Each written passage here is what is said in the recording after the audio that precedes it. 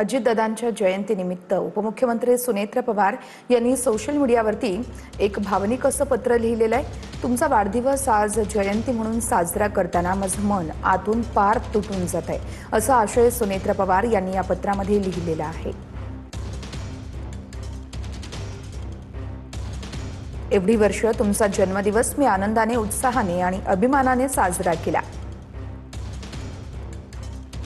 पण आज तुमचा दिवस हा जयंती म्हणून मानताना माझं मन आतून पार तुटतंय। हे कटू सत्य स्वीकारायला माझं मन अजिबातही तयार होत नाहीये।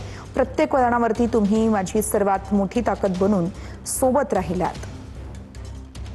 आज हे सगळं अचानक हरवून गेलंय, सगळं पोरकं झालंय, यावर विश्वासच बसत नाहीये। दादा, तुम्ही भलेही आज माझ्यासोबत शारीरिकदृष्ट्या नसलात तरी तुमचे विचार, तुमच्या आठवणी, तुमचा लोकांप्रती सेवाभाव, शिस्त आणि तुम्ही दिलेलं प्रेम माझ्या प्रत्येक श्वासामध्ये, कणाकणात कायम जिवंत राहील। सुनेत्र पवार यांनी असं या पत्रामध्ये लिहिलेलं आहे।